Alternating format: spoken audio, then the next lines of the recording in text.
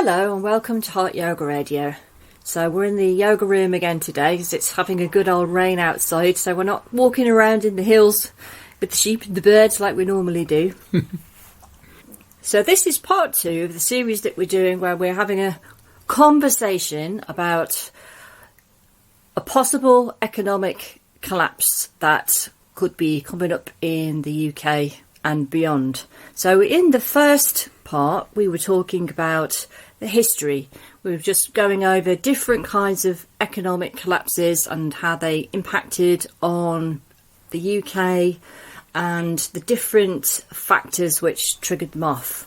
And we also recognised that each economic collapse is very unique and has unique factors which bring them about, and also unique factors that also are required to fix the problem. And we also recognise that it is very difficult to come up with a hard and fast definition of what economic collapse is, because they are all so different and so unique. So we were dealing with the history of economic collapse in the last one. So this time we want to deal with present day. So we started off when we were thinking about this podcast by writing down all the crises which are going on in the UK at the moment. And it turned out to be a very long list. Very long. And these are just the ones that we know about, and not the ones that we know are probably going to be coming up soon. So first of all, let's talk about how we're going to analyse this big long list that we've got sitting here in front of us. Okay.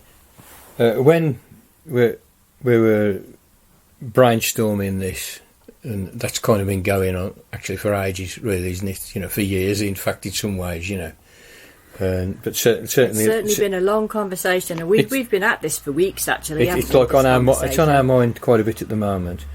Anyway, what transpired was that the crises that we can see that are right in front of your face at the moment, so cluster into groups, and those groups actually do chime very closely with the way in which we've been looking at current affairs and politics and catastrophes and crises and promises ever since we've been doing current affairs podcasts and politics podcasts, which is now quite a few years, and that is to try and recognise that the world is movement, just getting right down to the nitty gritty, you know, good Buddhist, Taoist, Heraclitean, Whiteheadian process way of looking at the world.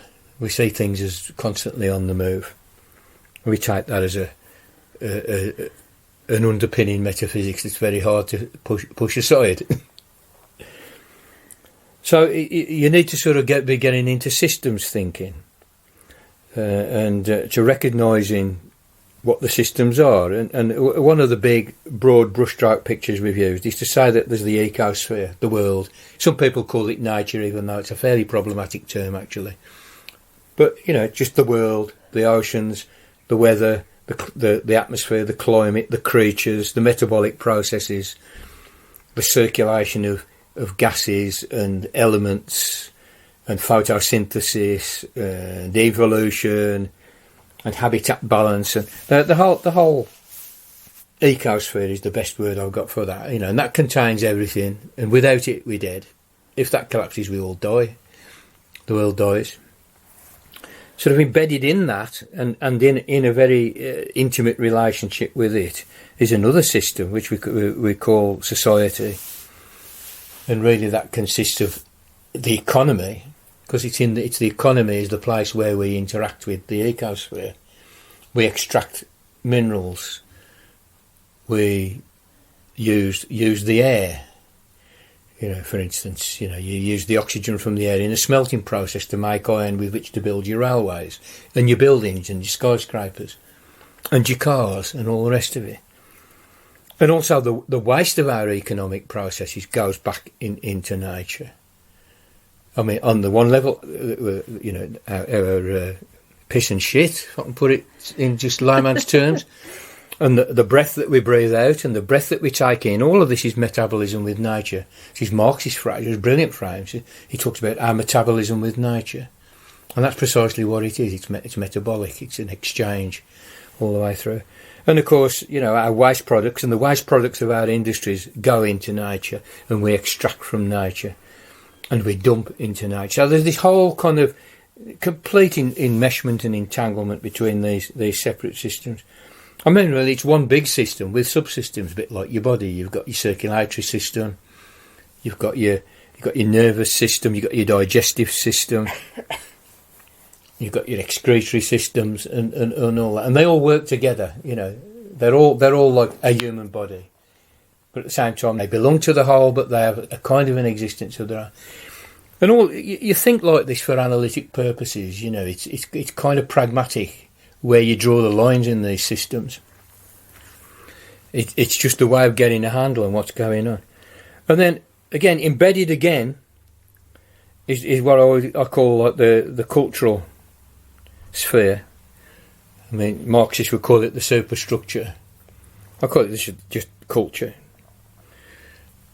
And that includes everything that happens in the circulation of our ideas, our conversations, our narratives, our beliefs, our religions, our scientific understandings, and the whole kind of public conversation that goes through media, through Netflix, through YouTube, through newspapers, through television channels, through conversations in the pub, through the way children are reared, through education, the symbols, the stories, and language itself, there's a whole lot of metaphysics built into language, isn't there, and just that whole realm of culture, which of course also includes customs and observances and hierarchies, and politics, of course, is a part of that. So that whole realm there of culture, again, intimately entangled. And a big part of culture is like ideology. That is, if you like, the excuses which are made for the economic system, and the excuses which are imposed on society through education, perhaps even through law, perhaps even through coercion, perhaps through propaganda, in the service of who has the most power in this system. And we have to understand in all of this that power is operating, the power dynamics are operating. Right. So there's that kind of interlocking system of those big systems. Ecology, economy, culture. But also, when I was doing this, it was occurring to me that we've been operating all along with a couple of other big systems, and perhaps not being very specific about it. And it's, to my mind, that one of the big benefits of doing this analysis of just making this list of crises, was to become conscious of something that I've been using a little bit sort of automatically. And that is firstly to say that, we have this dialectic, or this interaction between the local and the national, and between the national and the global. And these are matters of scale. We've got what's going on in our local community here in Barmouth. What's happening to the businesses with the lockdown, and then with the tourists flocking in, and and then all the little local kind of concerns, all kinds of stuff, the Welsh language, tourism, the fact that we've got a lot of old people live here, just a whole lot of little particularities and local detail, obviously embedded in the life of Wales and embedded in the life of the United Kingdom, and then perhaps embedded in the life of Europe, and then of course embedded in the world. Now, in the last podcast that we did, we were trying to focus on the UK, but we ended up talking about America. And as we noted in 1929, as far back as that, even then the world was a global economy. America went down, everything else went down with it. Same in 2008, That really you can't escape that global. But at the same time, you can pay attention to your local. It tells you a lot of things. There's a lot of stories, there's a lot of going on, there's a lot of facts to gather. There's a lot of processes to observe, a lot of transformations to observe, a lot of crises, a lot of little local crises, even from a crisis in your street, right the way up to a crisis in the nation, and then a crisis in the world, and seeing those, what you might kind of say, scales of organisation interacting as well, is also a useful focus, and I've realised that we're doing that all the time. And I just want to bring it into consciousness, you might say. And another one, of course, which is something that's been very, very much on my mind with all the research I've been doing into Freud. And I could say here that I've been looking into something that's happened with that kind of research, that Freud fell out of favour as an intellectual. I don't know, for the last 10, 15 years. And of course, Freudian Marxists who are very interesting to me, but actually fell out of favour. They started to look a bit 60s, Yeah. And that being a pejorative term. But suddenly there seems to be a flurry of interest, and I get a lot of stuff drops in my inbox, academic papers by academics from all over the place, and they just land in my inbox, and I read what I can of them. And there's a flurry of interest in that again. And of course, I'm doing this series on Freud. I've done 2 now, and there'll perhaps be another 2. And because wanting to, and I'm going in that direction because I'm wanting to get some purchase, or to revisit the purchase that I do have on actually what happens internally with people, what happens in the psyche of individuals that makes them acquiesce in all the shit that they have to put up with. I put it very rhetorically, but I still think it's kind of quite fair to do this, to say, well, why do slaves acquiesce in the slavery? Maybe even welcome it, maybe even and not want to lose their position of slavery. This is like a big question in political philosophy, it seems to me, and that involves having to get a handle on the relationship between the world, if you like, what's out there, and the psyche, what's in there, what people actually feel, what the actual drama is for them. So I've just called that like a psyche world, and that's again an interaction. And again, perhaps I haven't stated that enough, even though if you follow our podcast, we see we've been looking into this for quite a long time. I think my first Freudian Marxism survey was maybe 4 or 5 years ago in these podcasts. So that's in there as well, and that's the interpretative framework. And as I say, it's pragmatic, and we have to realise that you can't think of these systems as things. That they are processes. They're things that are moving and shifting in interaction with other things that are moving and shifting on a whole lot of scales and across time. So you have to bring in the historical dimension as well, which of course we've done in this in a very sort of straightforward and crude way, past, present, future. Yeah. So that is how I've organised the list. Right then, let's have a little go through the list and see what we've identified so far. In fact, I was even looking at the last minute before we did this about new things which are actually coming up now and starting to bud into another crisis. So yes, it never stops really, but this is what we've got so far. Yeah. Okay, so the big system, I'm going to do them not necessarily in that kind of order of scale, but the economy. Which is what the thing that we're focused on, particularly because I'm particularly worried about that one. Well, you're worried about economic collapse, but as I say, economic collapse has got an environmental dimension or an eco dimension. Oh, absolutely. It's got a psychological dimension, and it's got a cultural dimension. The ideas that circulate will be influenced by it, and those ideas will in turn put influence back on it. Whatever solution politicians or the public come up with, or think tanks or academics come up with, is going to be a matter of ideas as well. So that's why in discussing the economic collapse, you have to bring in all these other dimensions, these other processes. Yeah, this is why it's taken us so long to come up with this series. Because when we started talking about it, thinking, we know quite a lot about what's going on. It should be quite an easy thing to do. And we started recording. We tried a number of times, and they were just hopeless because it actually took an awful lot more thought and depth of research than we thought it would. So anyway, crises. Here we go. Yeah. Well, I say to the listeners, we could have took the easy option and done something a little bit pattern journalistic, or we could kind of like try and honour the phenomenon, which that's the difference between philosophy and journalism. So, the first thing that I came up with under economy was health. In fact, that was the first thing that kind of hit me, just like health. What is there a health crisis in the UK? Well, yes, there is.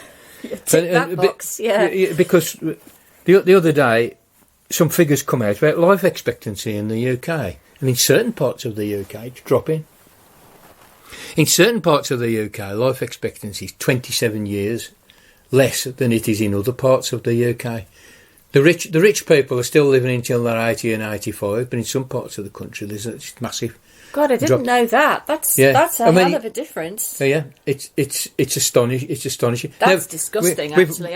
Yeah, disgusting. we've always had these differentials between the rich and the poor, but they've sort of evened out a little bit, at one point. But now they started kind of diverging again under 10 years of Tory rule. Yeah. And it's in those deindustrialised, poorer, desperate parts of the country, and amongst working class and people who don't have any savings or any resources that this is hitting home. Again, reports from doctors, public health doctors, and the rise of 19th century diseases like rickets. Scurvy as well. Scurvy is lack of vitamin C, and rickets is, I think, vitamin D. It's a very, very serious disease that cripples people because the bones don't form properly, and you get bow legs, and so all the problems that come out of that, that there are reporting 19th century diseases of deprivation in the UK. Yeah, I've heard that for a while. On the rise. Partly to do with Brexit, partly to do with Tory cruelty, partly to do with austerity, which we've had for 10 years, post 2008, which we talked about in the other podcast. That we've got now, like, ever expanding waiting lists for medical treatment. COVID obviously meant a lot of elective surgery, for instance, went on hold. Until such time, just to free up doctors to deal with the sheer emergency of it in the beginning. And it's still there. There's still tremendous strain on the NHS. And if there's a flu season this winter, and COVID at quite a high level, which doesn't look like abating, there's going to be severe strain on the NHS. There already is severe strain. Yeah, there already is. Yeah. And there's a politics behind this. The Conservatives do want to replace the health service with an insurance system like the American, which would be a complete disaster. They are running it down, And if you need chapter and verse on that, there are two movies I'd urge you to watch. One is The Dirty War on the NHS by John Pilger. It's now on Vimeo. John Pilger published this at the time of the last general election, and it came on YouTube, but every time it was on YouTube, it was on there for half an hour, then YouTube took it down. So John Pilger moved it somewhere else, or his friends, or his fans of his work moved it somewhere else. He'd be there for a short while, and he down. So I spent quite a bit of time trying to spread it on Twitter and Facebook and say, watch this, thinking that this could clinch the election for Labour, actually. But it was killed. But it's now out on John Pilger's own channel on Vimeo. Just put John Pilger Vimeo. It's called The Dirty War on the NHS. And another one is called The Great NHS Heist. And it's a doctor did that, an NHS doctor. I think he's called Dr. Bob Gill.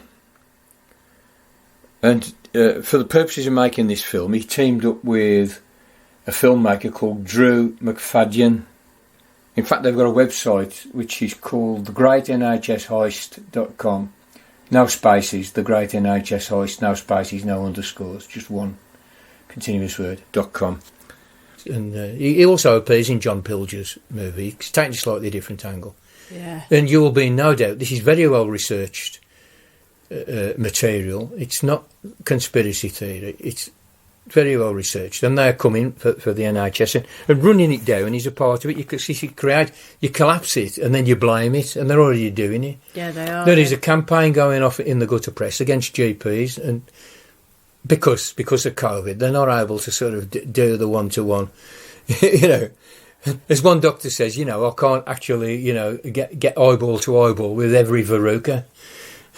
Yeah. Yeah. And it's putting an enormous strain on a personal level, on a psychological level, on healthcare professionals. Yeah. That's all coming under health, What they're trying to do there is, as you said, the blame. So they're going to deliberately underfund it to the point where it just breaks. And then they'll say, oh, look, the NHS isn't working. That system's a bad system. We have to privatise it as the only way to save it now. Yeah. And then they'll try and get the public on side for that, although good luck with that, Tories. Yeah. And, of course, foreign nurses and foreign doctors are less welcome.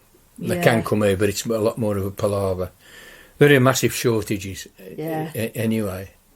So a massive health crisis. I mean, largely this is a huge health crisis right now. Which now, of course, not finished. Freedom Day wasn't Freedom Day at all. It was like Infection Day. There's 4,000 people died since Freedom Day of COVID. I think it's 15,000 people have died since Freedom Day. That's the figure. Something like that. It's around about 15,000 people. It's over. I mean, 800 people have died in the last week. Everybody's behaving as though it's over. Yeah.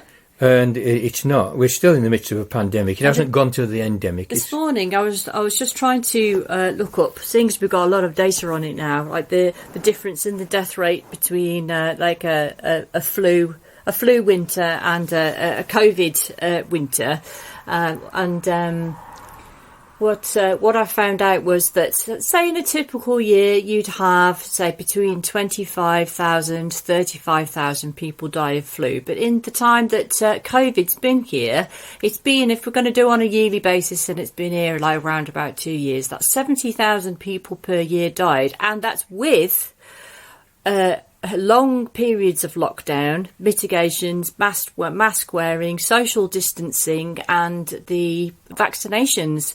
So, of course, 70,000 isn't really a real figure, because it would have been way, way higher than that if it hadn't have been for the measures that were taken. Yeah. So people who say, oh, the death rate's only the same as flu, it really isn't. No. So, I'm still on health, and... We know there's an energy shortage, which is going to come in a bit. But preempting, really, is an energy shortage. Or it's not exactly a shortage, but there's been a hike in the price of winter energy, so it's electricity and gas. It's gone up manyfold. Even since August, it's gone up. It's doubled or something. And it could go up more. We don't know what's going to happen there, because Mr. Putin is trying to play a political card and say, we'll let you have a bit more of our Russian gas, we'll let a bit more out, But how this impacts on health, of course, is that we'll have people with hypothermia, old people. With the soaring energy prices and the £20 uplift disappearing off the universal credit, and a lot of people losing their jobs. A lot of people are not going to be able to keep warm in the winter. No.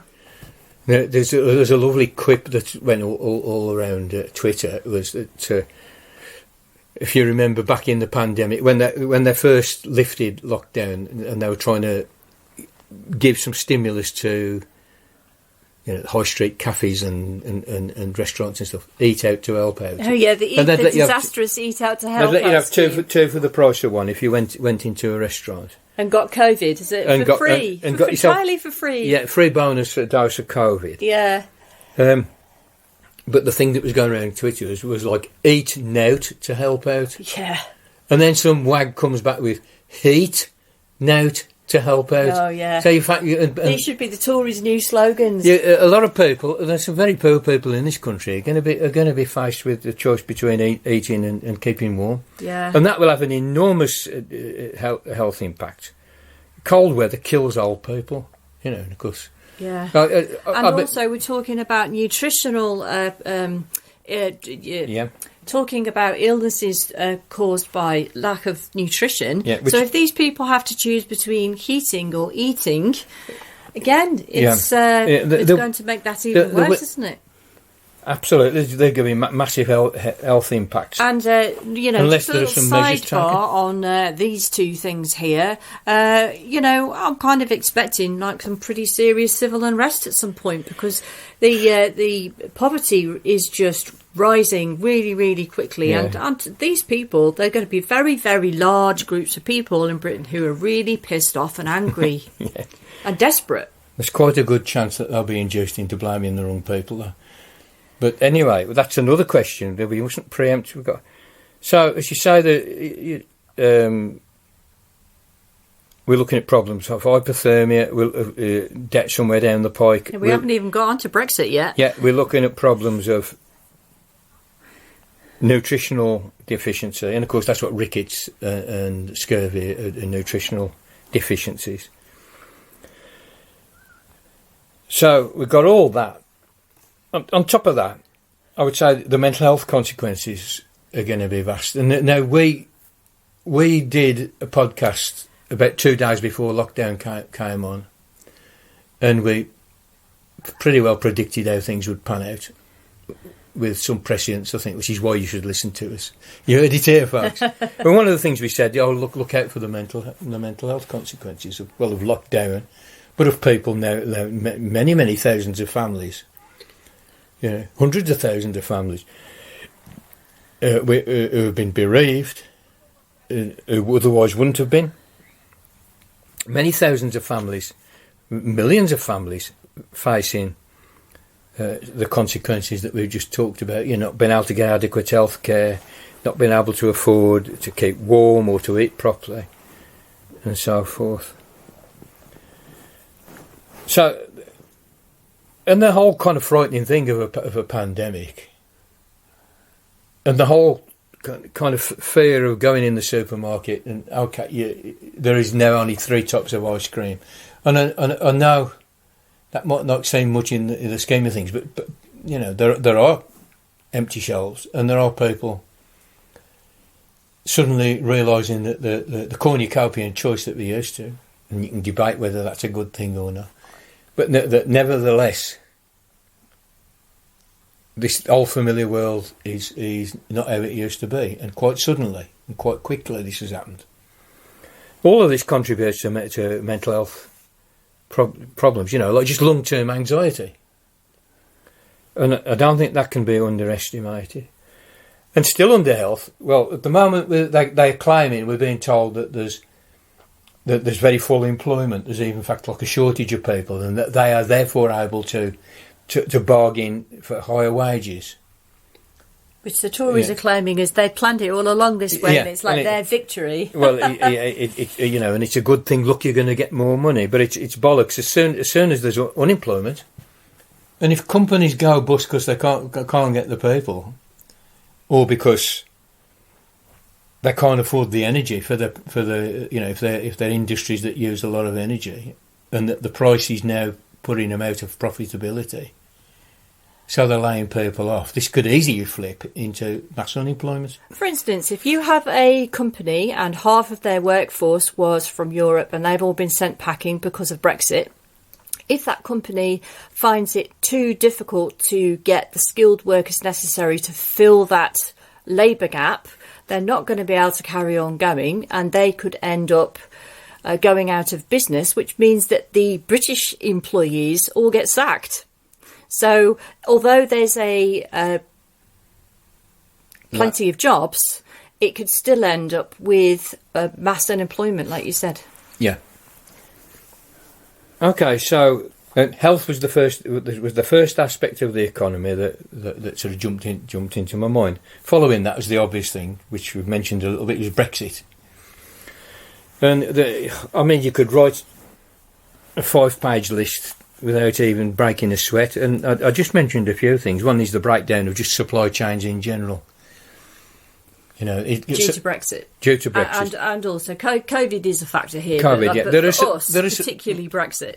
It is true that there are supply chain problems throughout the world because Brexit and lockdowns in various countries disrupted them amazingly. I mean, just as a little example, there are a million containers waiting on ships, on a number of ships offshore in the Pacific, to go into container ports in Los Angeles and Long Beach, off the US, mostly from China and Southeast Asia, Korea and so on, simply because the supply chain has broken down and it's all kind of clogged up.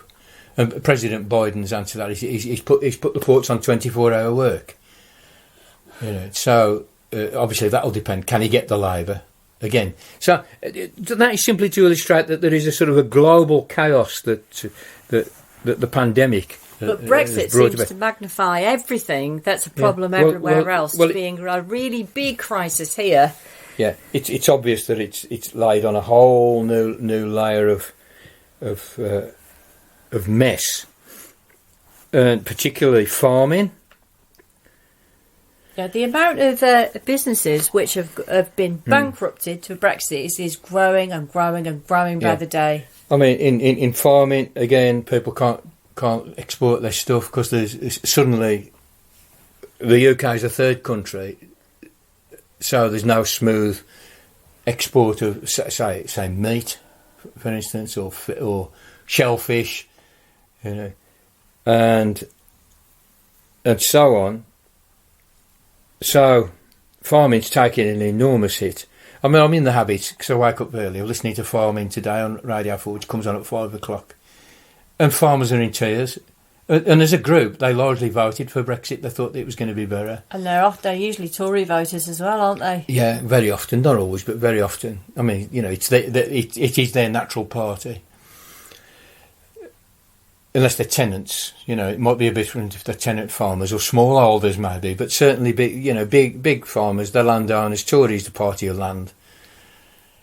And it's whole. The Tory heartlands are like farming constituencies, aren't they? So they've done a really stupid thing by absolutely shafting the farmers, and they're not giving them any help. Rees Mogg said, "Oh, it's going to be easy. You'll be able to sell stuff, you know, because the UK market will be your oyster, and you'll be able to make a good profit and sell it cheaper, and so food's going to be cheaper." And somebody like George Galloway parroted this stuff, and all the people who know, you know, people, I don't know, like a professor of international law like Michael Dugan said, you're completely insane.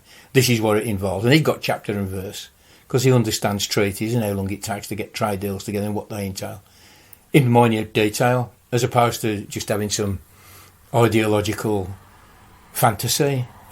So farming's really taken a hit. I mean, the thing of the pig farming, is just astonishing that because the energy price went up. Just catch this for the way all this is how system. Why you need to think systems with everything. You need to trace the connections between all these little aspects, all these events, right? So the companies that make fertiliser out of air, basically, by using enormous amounts of energy to fix nitrogen. There are 2 companies do that in the UK, and as a byproduct of those processes, they produce extremely pure carbon dioxide, which finds a whole host of uses in the economy. Food packaging, medicine, as a part, I presume, of like anaesthetic gases and so forth. And they're also what they're used for is to power the compressed gas is used to power the bolts that are used for stunning animals in slaughterhouses. Now look at this for a chain of events, you know.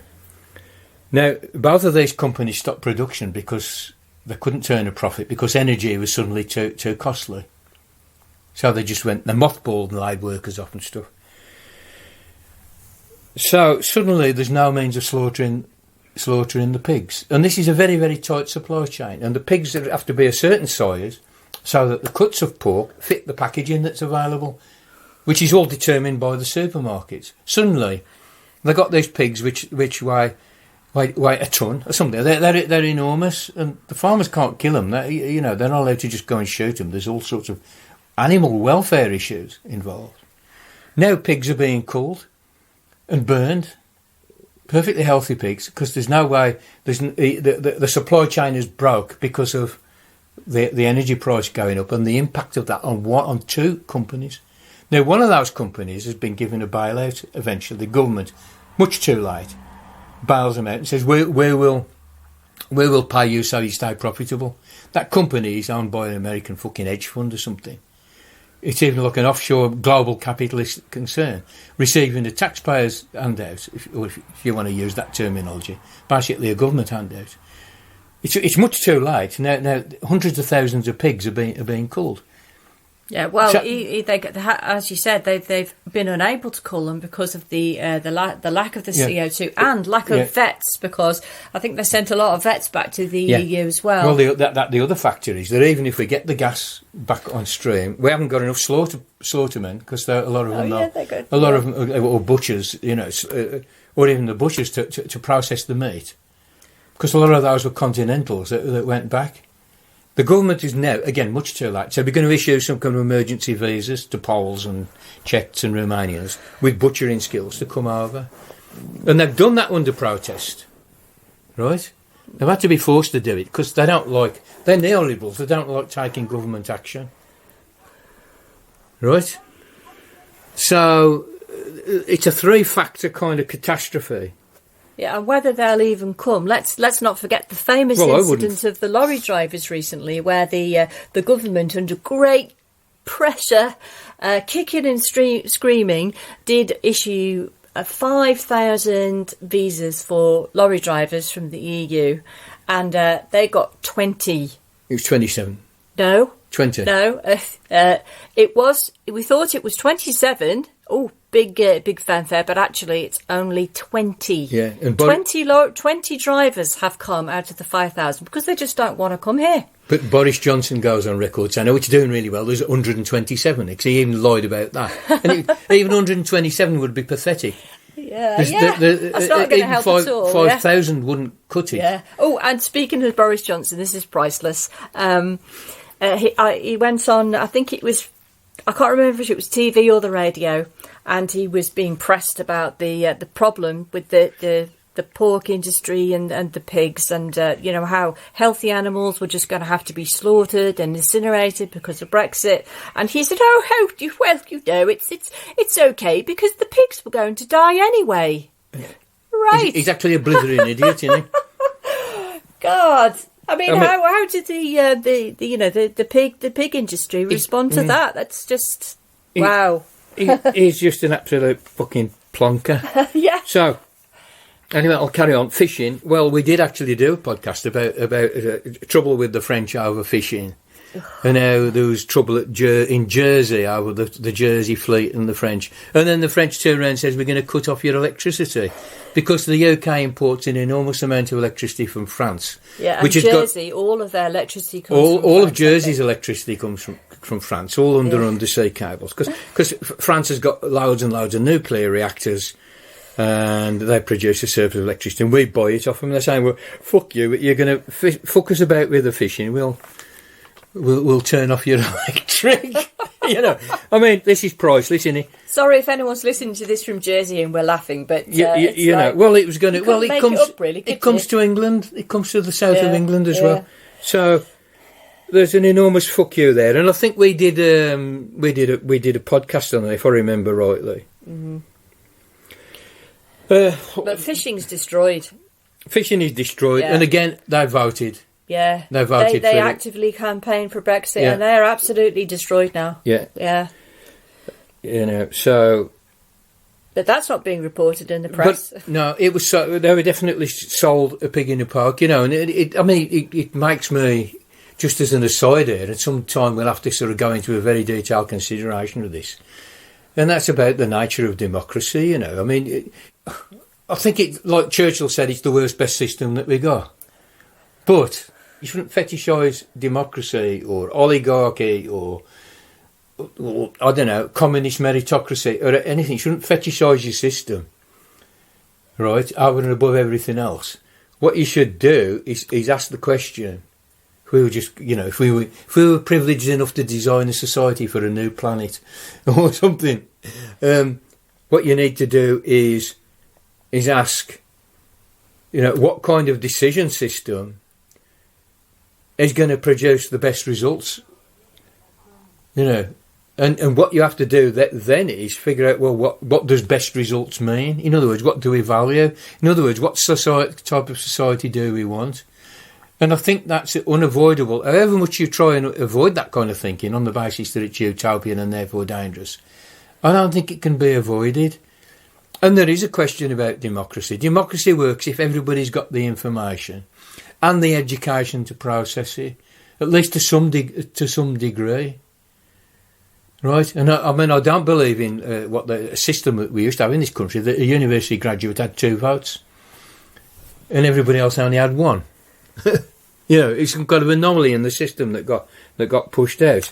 I think that is far too sort of elitist. But nevertheless, there's a problem. There is a problem, and these people voted for Brexit, and then it screwed them up the arse, and it's partly because they weren't told the fucking truth. And that the elections were manipulated through data manipulation, through the kind of Cambridge Analytica aggregate IQ style of manipulation, which is a misuse of the information technology that we've got. And it's thoroughly dystopian. We need to think about that. Yeah.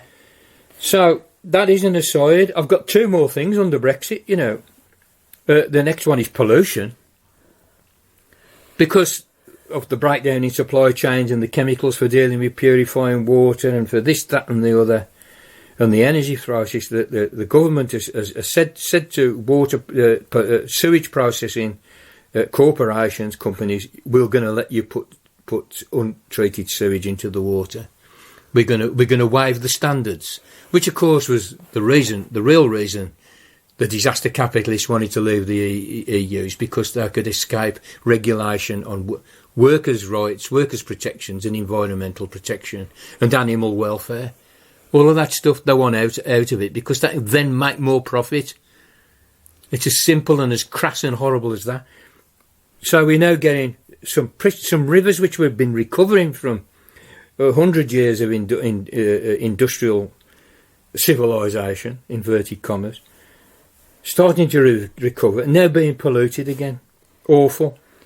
And I expect to see revealed over time, though not generally published in the gutter press, more and more instances of environmental degradation through Brexit.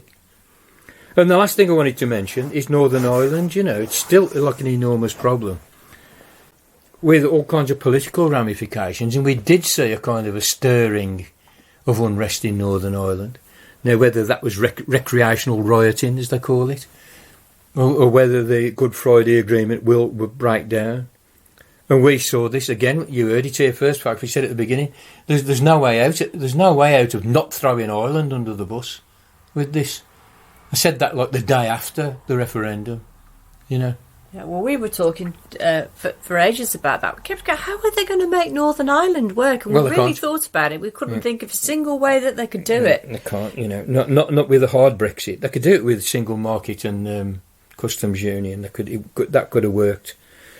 Anyway, that's Brexit as our second aspect of the economy, and it's by no means exhaustive. In fact, I think this list could have been 10 times bigger. This is the stuff that jumps out at us. My next heading under economy is profiteering, and just the way the billionaires are getting richer and richer out of this conglomeration of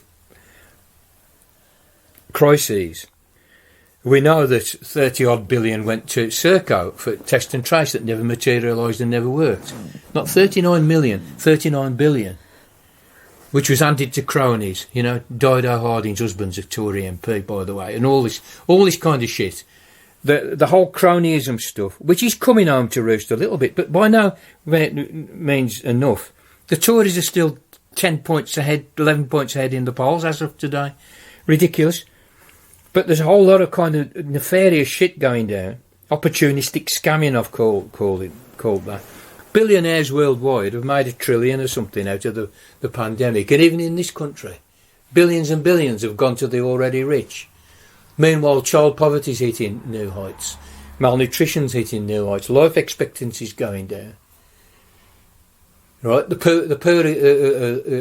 really poorest are losing their £20 that they got as a sort of a booster for the pandemic. At the same time as they pay more tax as well. National insurance has gone up. National insurance has gone up, and this is just a typical disaster capitalist scam, and we've gone into it before on other occasions. We'll go into it again. Now, I hear on the radio the other morning that JP Morgan sent a spokesperson. I forget who it was. It was some executive from JP Morgan, which is either one of the world's biggest investment banks, saying it's all looking hunky-dory, the economy's doing great. Because, why do they say? Because share prices are holding. Why are they holding? Because the QE money, as we mentioned the other day, what happened in 2008, the QE money is flowing into stock buybacks, which is artificially inflating the share prices. So actually, the stock market is really in a bubble, kind of froth state. It's kind of like a fairy tale, really, isn't it? It's a fairy tale, yeah. It's a casino, and there's a lot of froth there through the Bank of England printing money, and the same is true in Europe, and the same is true in the US. Now, it looks as though they can keep doing this indefinitely, but can they? This would be the question. So the next heading would be corruption, which of course is a subset, I suppose, of the profiteering. The PPE scams, personal protection equipment scams. Companies, I don't know, like some Tory politician's gardener or something, starts a £15 company and gets £1 million fucking, I'm exaggerating but only slightly, £1 million contract for PPE, goes and buys some substandard masks from somewhere that don't even work or fit or do the job, but pockets the money.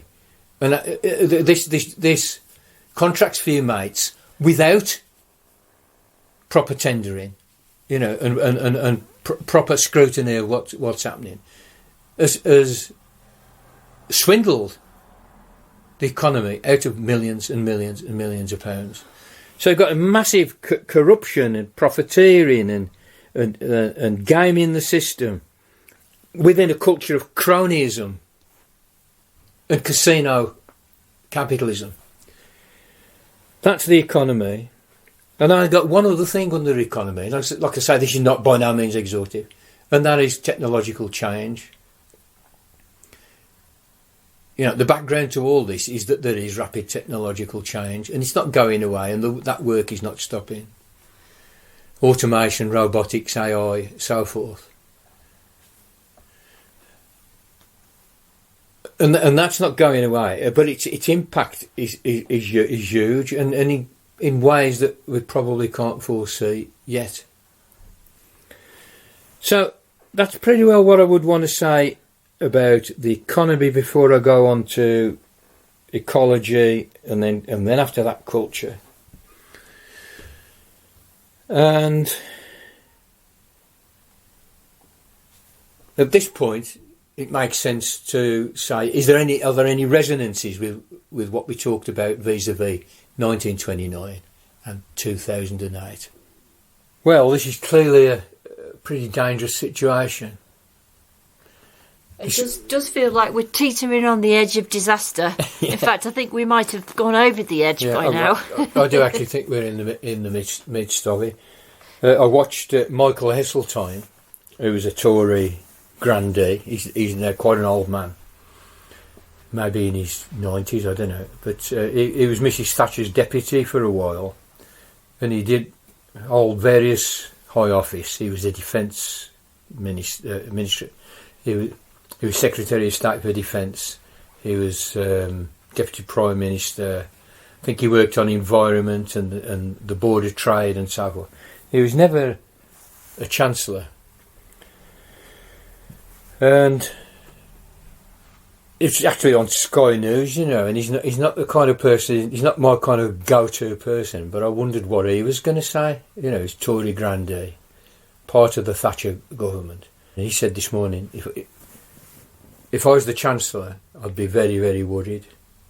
And he thinks that the outcome will be inflation, high inflation, and high interest rates, which of course will hit mortgage repayments. You know, because the rates are quite low, and a lot of people are stretched on these low rates. So, if they're suddenly got to pay more interest on their mortgage loan, they're going to be strapped, and there could perhaps be like a default. You know, and we saw what defaults did in 2008 in the US. The whole world economy come crashing down through mortgage defaults.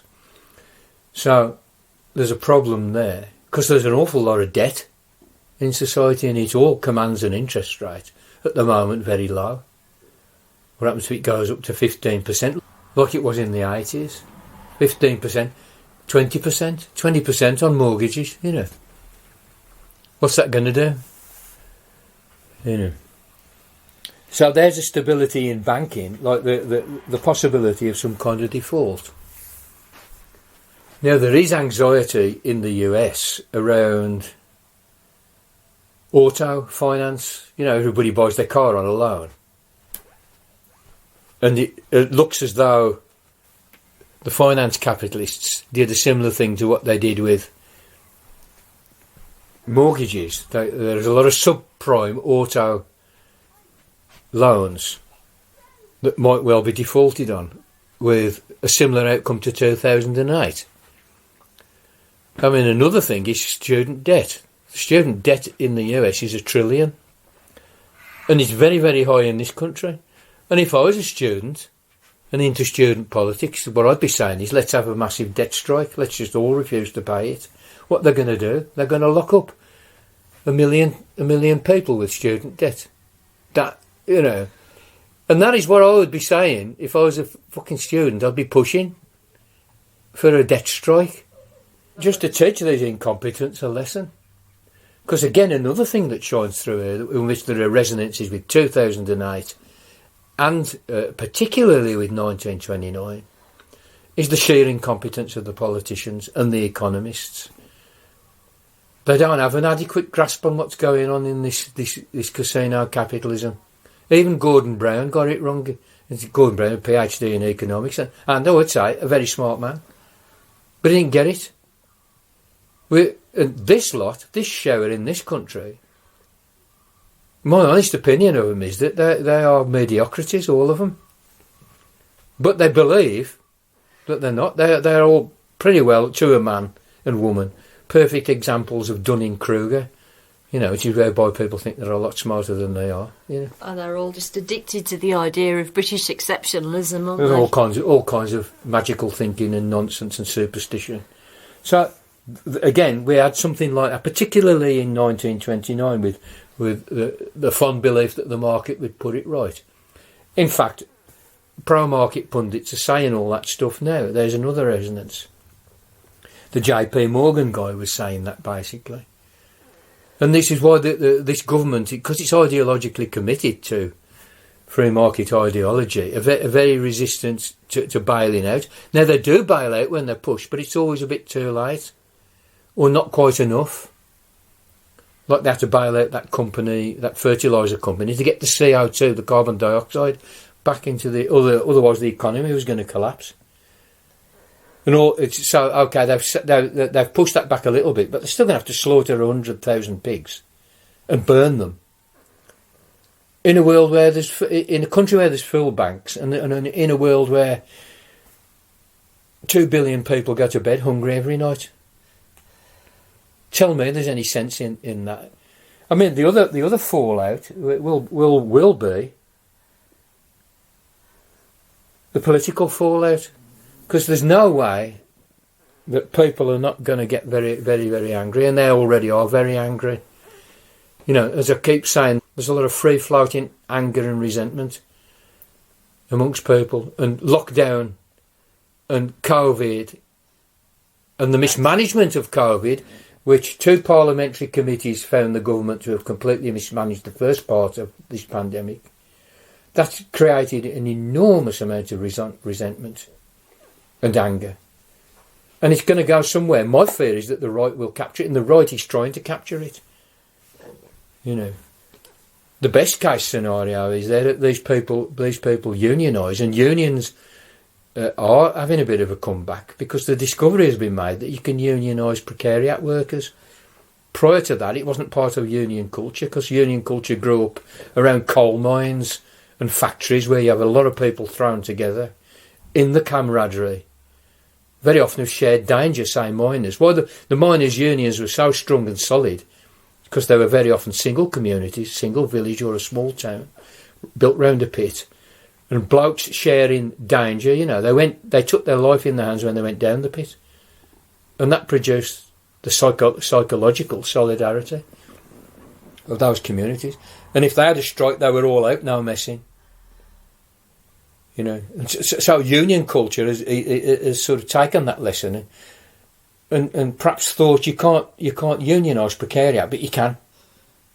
And it's catching on. I don't know to the extent, and I'm going to do a bit of research on that. I'm going to just look at some figures and see if I can figure it out, because it strikes me as being significant. And there are going to be strikes. Again, in the US, which takes the lead on all this, when I was watching Richard Wolff the other day, he's a force of nature, the old chap is, you know. He just went through a list of all the companies where the workers are either on strike or threatening to strike in the US. Huge. And because US unions took a bigger battering than even UK unions, with the rise of neoliberalism and with its political proponents being Ronald Reagan and Margaret Thatcher over here. It's coming back. So that the best case scenario is that this will be like a 1929 scenario, where unions and leftists are able to pressure the government to revive the economy through a New Deal. And it would have to be a Green New Deal, obviously. Now, Johnson is trying to steal that thunder from Jeremy Corbyn's 2 manifestos, both of which had at their core a green industrial revolution. And that's the most sensible economic idea out of a mainstream political party in the UK since 1945, you know. And now Johnson is stealing. But I think he's only stealing the words. But that would be a good case scenario, and that is where there is a resonance. But the worst case scenario is that all that free-floating resentment and anger is going to flow into anti-mask, you know, or anti-immigrant, and into right-wing or far-right fascism. And this is the danger, you know. So there's a political resonance. Of course, this is precisely what happened in the 1930s. That there was massive polarisation in Germany, in the UK, in America. People don't realise that there were mass Nazi rallies in New York in the 1930s, which filled Madison Square Garden with huge swastikas, and the head of the American fascists addressing this crowd, this massive crowd. And as we know, a lot of those ideas and sentiments are abroad in the US, and they're being propagated globally by a global right international. You know. And the UK, we've got the same stuff. So there's going to be a massive resonance, I think, with, in fact, I'll say going to be, there already is massive resonance with that tension and polarisation of the 1930s. 2008, I don't know. What's the state of the banks? You know, as I said, well, there is a threat of subprime auto loans. Maybe we'll get mortgage defaults in the UK when the interest rate goes up, which will go up because of the inflation, which is everything going up because of supply chain, creating shortages, which puts the price of everything up, right? But also, like the energy that you need to do everything, the fuel to move the food, to stack the supermarket shelves, the fuel to move the products, the components for manufacturing. You know, the whole supply chain. It all takes energy. It all takes fuel. So the price of everything's going to go up, right? So that's what inflation is, when the price goes up more than people's ability to pay for the goods. And the response, the only mechanism the Bank of England's got to do anything about it is to up the base interest rate, and that the banks and the building societies and private lenders and borrowers, it's all going to cost a lot more money and massively destabilise the economy. Michael Heseltine's right, even though the stuff he doesn't understand about the printing of money, from what I can see. So there are some resonances from the economy. The health challenges and the mental health challenges and the challenges to the NHS, again are going to add to the political turmoil. There's nothing going to rile people up more than when their relatives are dying because they can't get treatment. Or the relatives are dying because they can't afford to turn the heating on. That's right, yeah. And yet the wrong people are being blamed. The Daily Mail has been mounting a hate campaign against GPs because a lot of GPs are saying, phone in and we'll have a quick chat. Because, like you say, they don't want people coming into the surgery with verrucas, you know, when they can't kind of possibly see anybody, because there's a shortage. You know, many thousands of GPs are required to man the system properly. There's a shortage, as we said, through Brexit, etc., but also through the conscious running down of the NHS in order to do a disaster capitalism job on it, which, as I said, is well documented. There's no doubt about this is what they're doing. So how much political unrest is that going to come? So a lot, to my mind, depends on the direction in which that political unrest goes. So who manages to capture the resentment and the anger? Yeah, or the alienation, or whatever you want it. But I suppose there could be more than one faction that captures it. Well, there will. Well, you'll get you so what happened in the 30s. You've got running battles in the streets in Munich and in London between fascists and communists. They're all basically working men thrown out of work, looking for a political solution. Yeah. Speaking of being out of work, just something that is possibly coming because of the energy crisis that we have at the moment. It would seem most likely that in the short term, even though that could be months,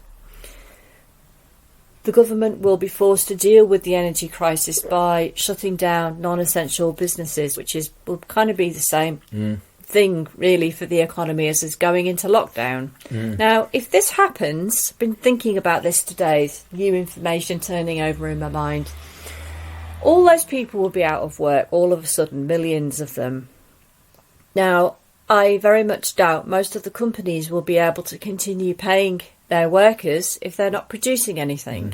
And I also very much doubt that the government would step in and pay the workers if they're not producing anything either. So they'll all be at home, and because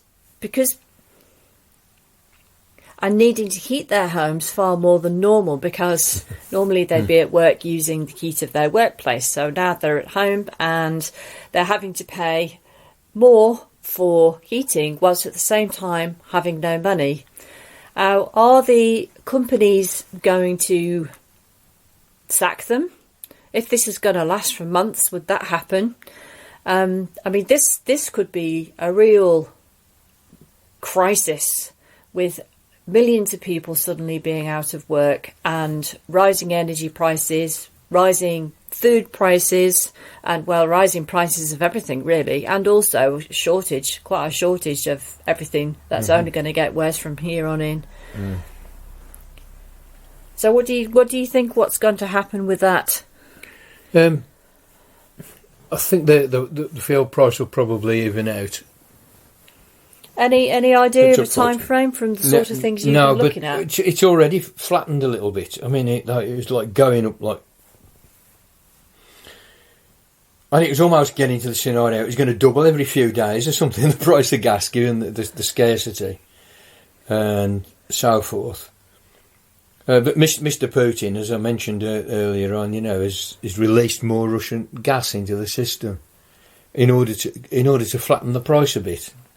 And I think he's going to score some political points with that, globally, and get himself a bit of kudos. And also demonstrate, that, well, the suppliers have got the whip hand, which of course is what happened in the 70s with the OPEC crisis, when the oil-producing nations ganged together to say to the companies, which behaved like feudal lords in many of the countries like Nigeria and Iran, to say to them, fuck you, actually no, we're going to look after our national natural resources, and put embargoes on exporting oil to Europe. And then, when they decided to let the oil out, like the price was 10 times more or something. I think it went from like $5 to, I don't know. But anyway, there was just this huge overnight hike in the price. But it was a political manoeuvre by the governments of Saudi and Iran, Kuwait and so on, and Libya, And then on top of that, of course, they had a miners' strike. So in 1975, you got the three-day week, because there really was, an energy shortage. And the miners sort of took their advantage. There was a shortage of petrol, but the electricity was generated by coal. So the miners go on strike. So suddenly there's no coal. I mean, Ted Heath, then in 1975, in the midst of this horrible situation, calls a snap election and loses. And Labour gets in with 4-seat majority. I think it was something Jim Callaghan, That kind of scenario. It's a bit different now, but the point I'm making is that the energy producing countries, like, demonstrated, they started to flex their muscle. Mr. Putin's having a little flex of his muscles, as he likes to do. But it will level the price, it'll price it will, but I've got no idea of time frames.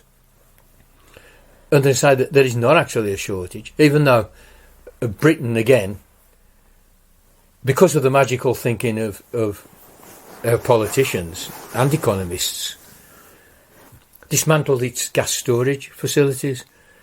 It's now, a tenth of what it is in Italy or France or Germany. It's tiny. Because they dismantled it, because it costs money to store. They could have had a month's storage or 2 months' storage and used it to even out the price fluctuations in the global free market in gas. That would be for the common good, wouldn't it? And I wouldn't want to do that. No. Anyway, so there are resonances. Just to summarise there are resonances. Resonances to do with employment, resonances to do with the politics, and the strong emotions that are going to fuel the politics here. Resonances with some kind of instability in the core financial system, the banking, with inflation, and probably stagflation, which is a combination of inflation and stagnation of the economy. Because if a lot of businesses go out, there is going to be stagnant growth, inverted commas, It's just basically the economy just kind of like bounces along the bottom, as it were. It keeps, but there's no dynamism or expansion or investment, stuff like that. And you get a combination of that with high inflation, which there will be. It's already happening. It's 5%. It's been like 0.5% or 1% or something for years. Even the QE didn't budget, but now situation's such that, given this combination of catastrophes reinforcing each other, which is the point, this is what the systems thinking teaches you. You get chaos when you get a lot of systems all going unstable in the same direction at the same time. It gets a feedback loop. So would you say that all of our systems are unstable right now? Yeah. Unstable enough to create this feedback loop and the spiral that you're discussing? Yeah, when we do the other two components of this, which we've touched upon, because you can't talk about one without talking about all the others, but when we kind of focus in on the ecology, the ecosphere, nature, if you want to just talk very, very roughly, and then the cultural superstructure, the cultural political, the world of ideas, stories, blah blah. When we talk about that as well, because they are all unstable as well. But the economy, as I hope I've illustrated, and drawing on resonances from 1929 and 2008 is very, very unstable. And like Michael Heseltine, but for different reasons, I would say if I was the Chancellor, I'd be sort of quite frightened. Now, this is over an hour now, and we've done a third of what we mapped out for the one podcast for part 2. So can I suggest we call this part 2A, and we'll do part 2B, part 2C. Then we'll go on to part 3, which is deals with the future, because I think otherwise this is a 3-hour job. There really is an awful lot to pick through, and as you said, the list that we've written there, I mean, we could write pages and pages just on Brexit alone, really, the knock-on effects of all the different things failing and companies. What happens when there's no cardboard? Yeah, I mean, what happens when there's no packaging? That's right. It's one of the things. What was it, yesterday or the day before? The packaging industry's in crisis. They're using the word. It's like crisis again. They're all crying. It's like there's no point having all the eggs that we need being laid in the country if there is no packaging to get the eggs to where they need to be sold, and even if there were enough lorry drivers to take the eggs in their nice little packaging to where they need to be sold. If the pork chops are too big for the already existing packaging of the designated size, as dictated by the supermarkets, so the pigs are too fat now. I mean, there's a ton of meat on one of these pigs now, you know. And the farmers can't afford to keep them to stay alive. Yeah, it's going to cost them to destroy the pigs and incinerate them. And it's going to take a long time because there's a shortage of vets because of Brexit, and a shortage of bushes because of Brexit, and a shortage of slaughtering facilities because of the CO2, because of the energy price. I mean, you can map out. That's just one industry. There's loads of industries which are just the same sort of pickle, but just with slightly different variations. If you start, what you do is with the system thinking, you trace the connections and look at the movements. You don't see them as static structures. You realise that everything's shifting, you know, and it's all moving in one direction at the moment, and that is towards chaos. And the government is if they weren't so incompetent, maybe they'd come up with some ideas. I mean, the thing now is it's the Green New Deal, you know, but are they going to do it? You know, they're absolutely really scared of money printing, given how much they had to sort of print or mint to furlough everybody. Well, given that their business model is destroying the environment, probably not, I would say, on the Green New Deal. And then, well, as I say, they're talking the talk. It's not to say they're going to walk the walk. No, they're not. They do not have a good record on doing what they say they're going to do. God, that's a very polite way of putting it. Yeah. So, looking at the clock, we've been rabbiting on for quite a long time, and there's still a lot more to say. So I think we might have to cut this section of all the crises which are happening in our present day into at least another podcast, hopefully a bit shorter than this one. So in the next one, do you want to outline what we want to cover in the next one? In the next one, I'll talk about the ecological system, macro system, and its various subsystems, and its applicability to the UK. We've already mentioned some of it because you always do, because the systems are interlocked and entangled. But focusing in on that. And if I can do that fairly succinctly, we'll also, in the same podcast, talk about the cultural level, and that, of course, includes the political level. And again, we've talked about some of it. We've talked about resentment, we've talked about alienation and so forth. And we've talked about civil unrest. But nevertheless, we can focus in on that.